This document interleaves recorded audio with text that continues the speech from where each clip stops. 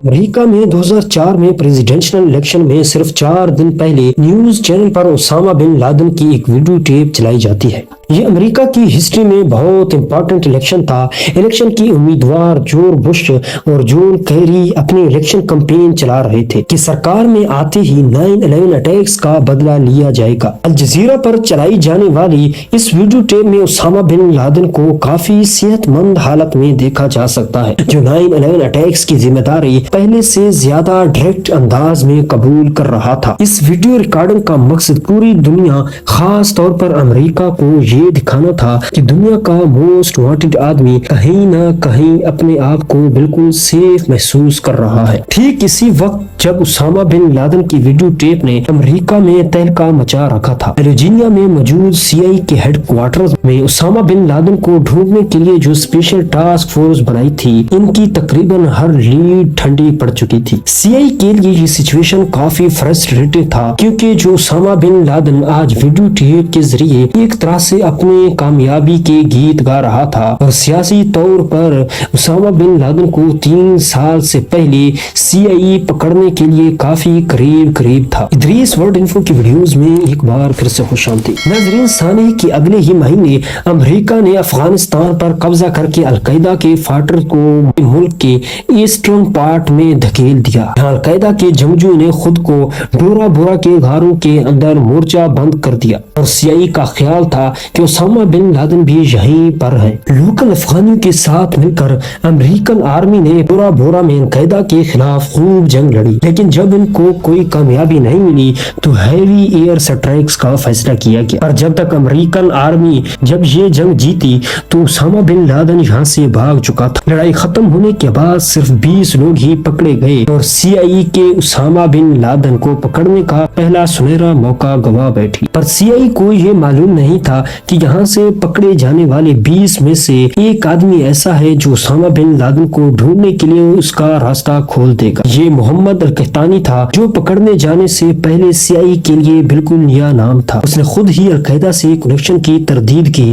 اور کہا کہ وہ افغانستان میں فیلکن کے شکار کے لیے آیا تھا، لیکن CIA نے جب اس کے فنگر پرنٹ ریکارڈ کی تو وہ ان کے سسٹم میں سے میچ کر گئی۔ 9/11 سانے سے صرف چند ہفتے پہلے اس شخص نے اورلانڈو انٹرنیشنل ایئرپورٹ پر یونائیٹڈ اسٹیٹس میں انٹر ہونے کی کوشش کی تھی۔ اس کے پاس $2800 کیش اور 1 وے ٹکٹ تھا۔ کسٹم ایجنٹس نے کچھ شخص کو شک کی بنا پر USA میں انٹر ہونے کی پرمیشن نہیں تھی، اور اس کو وہیں سے واپس بھیج دیا گیا۔ یہ شخص کوئی اور نہیں بلکہ ڈورا بورا کے غاروں سے پکڑا جانے والا القحطانی تھا۔ اس کے فنگر پرنٹ CIA کے سسٹم سے پہلے سے ریکارڈڈ تھے۔ محمد القحطانی کا القاعدہ کے ساتھ کنیکشن جوڑنے کے لیے CIA کے پاس ایک اور وجہ بھی تھی۔ ٹھیک اسی دن اسی وقت جب اس نے USA میں انٹر ہونے کی کوشش کی تھی، اورلینڈو ایئرپورٹ کے فون بوتھ سے UAE میں موجود القاعدہ کے ٹیلی فون نمبر پر ایک کال کی گئی تھی۔ کیونکہ القحطانی اس وقت ایئرپورٹ پر ہی تھا، اور اسی وجہ سے CIA کو شک ہے کہ یہ فون کال کسی ایسے شخص نے کی تھی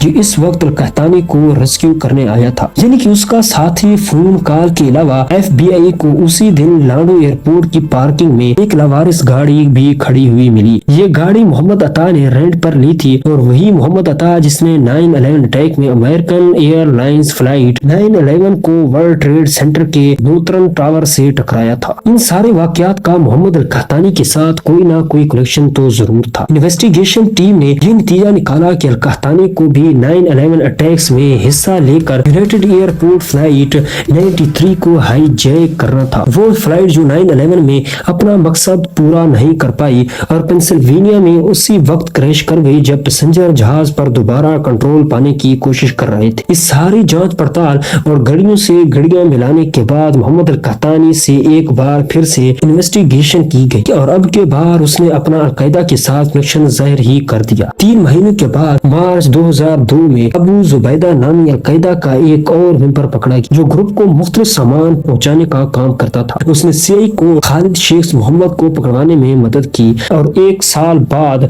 उसको भी पकड़ लिया गया। खालिद शेख मोहम्मद अलकायदा का कमांडर था जिसने 9/11 अटैक्स के प्लान किए थे। मोहम्मद अल कातानी ने CIA को बताया कि 9/11 अटैक्स में सिर्फ 2 महीने पहले जुलाई 2001 में खालिद शेख मोहम्मद ने इसको एक ऐसे शख्स से इंट्रोड्यूस करवाया जो इस वक्त CIA के लिए एक नया नाम था। अबू अहमद अल कवीदी जिसने कहतानी को ट्रेनिंग दी थी। ये सारी इंफॉर्मेशन CIA को अलकायदा के स्ट्रक्चर समझने में मदद तो कर रही थी पर उसामा बिन लादेन तक पहुंचने के लिए काफी नहीं थी। CIA ने अपनी हर मुमकिन कोशिश की लेकिन उसामा बिन लादेन तक पहुंचना तो दूर की बात, उसके बारे में कोई इंफॉर्मेशन भी नहीं मिली। उसके फैमिली मेंबर पर भी नजर रखी गई और किसी का भी उसामा बिन लादेन से कनेक्ट नहीं था। CIA को सिर्फ इतना मालूम था कि उसामा बिन लादेन जहां कहीं भी है वहां से मैसेजेस भेज रहा है। आने वाले सालों में उसामा बिन लादेन को ऑडियो टेप्स रिलीज हुई और ये समझा जाने लगा कि वो सिर्फ अलकायदा के लीडरशिप से कनेक्ट में है और अब CIA की हिकमत व अमली उनकी स्ट्रेटेजी अलकायदा के कोरियन नेटवर्क को तलाश करना थी। लोगों का वो नेटवर्क जो उसामा बिन लादेन से पैगामात लेकर उसको अलकायदा के दूसरे लीडर तक पहुंचाते थे। जनवरी 2004 में फोर्स सिक्योरिटी फोर्स ने हसन मलिक नामी शख्स अरेस्ट किया था जिसके पास से उसामा बिन लादेन का एक लेटर मिला। हसन मलिक को CIA के हवाले कर दिया गया जहां उसने इन्वेस्टिगेशन के दौरान बहुत अहम राज से पर्दा उठाया। उसने बताया कि अबू अहमद अल कवीती उसामा बिन लादेन का पर्सनल कोरियन है। जी हाँ, वही अबू अहमद जिसने मोहम्मद अल कहतानी को भी ट्रेनिंग दी थी। क्योंकि इन्वेस्टिगेशन का सारा फोकस अबू अहमद की तरफ शिफ्ट हो जाता है। इन्वेस्टिगेशन की टीम को अलकायदा के अंदर उसके किरदार के बारे में अलग अलग इंफॉर्मेशन मिलना शुरू हो गई। हसन गुल के मुताबिक अबू अहमद का काफी बड़ा किरदार था जबकि खालिद शेख मोहम्मद का कहना था कि अबू अहमद का बड़ा किरदार नहीं है बल्कि वो एक रिटायर्ड मेंबर है। अगले साल 2005 में अब्दुल फराज LLB भी पकड़ा गया। ये खालिद शेख मोहम्मद के बाद अलकायदा अबू अहमद के बड़े किरदार से इनकार कर दिया। CIA ने अभी तक जितने भी अलकायदा के मेंबर को इंट्रोगेट किया था इन सब का अबू अहमद के बारे में मिक्स ओपिनियन था। CIA के पास अबू अहमद अल कवीदी के नाम के अलावा और कोई ठोस इंफॉर्मेशन नहीं थी और मजे की बात यह है कि इसका असल नाम भी नहीं था। इसका नाम का मतलब था अहमद काबाब कुवैत से। आपको यहाँ बताते चले कि अलकायदा के मेंबर ने जितनी भी इंफॉर्मेशन अभी तक उगली थी वो सिंपली इन्वेस्टिगेशन से नहीं बल्कि उसके लिए खतरनाक टेक्निक्स इस्तेमाल की गई थी जिसमें अलग अलग किस्म के टार्चर भी शामिल हैं। अगले 2 सालों तक CIA ने खूब जोर लगाया लेकिन ना ही अबू अहमद अल कवीती का पता चला और न ही उसामा बिन लादेन का, बल्कि अगली इंफॉर्मेशन किसी दूसरे खुफिया इदारे से मिली। 2007 में CIA को अबू अहमद की असल पहचान के बारे में एक इंफॉर्मेशन मिली जो CIA के नेटवर्क से नहीं आई थी बल्कि इंफॉर्मेशन से पता चला कि अबू अहमद का असल नाम इब्राहिम सईद अहमद है और ये एक पाकिस्तानी है जिसकी फैमिली कुवैत शिफ्ट हो गई थी। पिछले 2 सालों में इनको सिर्फ इसका असल नाम पता चला था लेकिन इसको पकड़ने में मजीद कुछ साल लगने वाले थे। CIA ने अपना सारा फोकस इब्राहिम सईद उर्फ अबू अहमद अल कवीदी को ट्रैक करने में लगा दिया। कुवैत समेत दूसरे मिडिल ईस्ट कंट्रीज से पाकिस्तान आने वाली तमाम कॉल्स को टेप किया जाने लगा इसी उम्मीद से कि शायद कहीं से भी अबू अहमद को ट्रेस किया जा सके। लाखों फोन कॉल्स मॉनिटर करने और 3 साल का इंतजार करने के बाद जून 2010 में इनको एक फोन कॉल पर आखिरकार शक हुआ। वो आपस में अरेबिक और पश्तो जबान में बात कर रहे थे और दौरान गुफ्तगू पाकिस्तान में मौजूद शख्स ने एक सवाल के जवाब में बताया कि मैं उन्हीं लोगों के साथ हूँ जिनके साथ पहले होता था। यही वो बात थी जिसकी वजह से CIA को शक हुआ कि यही अबू अहमद अल कवीती है। इसके अलावा ये पाकिस्तान में बैठा शख्स अपनी लोकेशन को ट्रैकिंग से बचाने के लिए हर मुमकिन कोशिश कर रहा था। इसका मोबाइल फोन चंद मिनटों के लिए ऑन होता और फिर दोबारा से बंद हो जाता था। ये सिर्फ तभी ऑन होता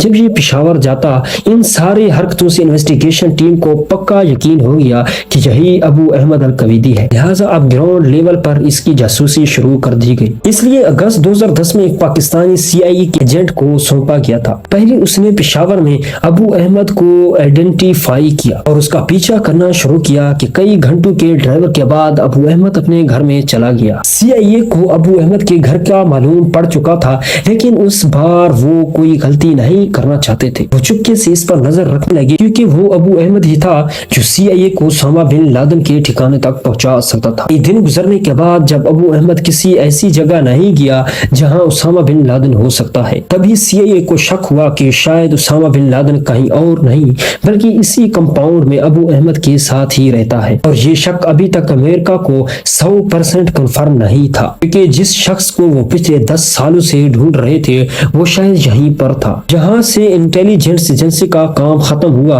और एक्शन के लिए स्पेशल यूनिट को इस घर में रेड करने के लिए मिशन सौंपा गया था। अगस्त में 2011 को रात के 11 बजे दो ब्लैक हाक हेलीकॉप्टर अफगानिस्तान की जलालाबाद एयरफील्ड से टेक ऑफ हुए और एबटाबाद में उसामा बिन लादेन के कंपाउंड की तरफ बढ़ने लगे।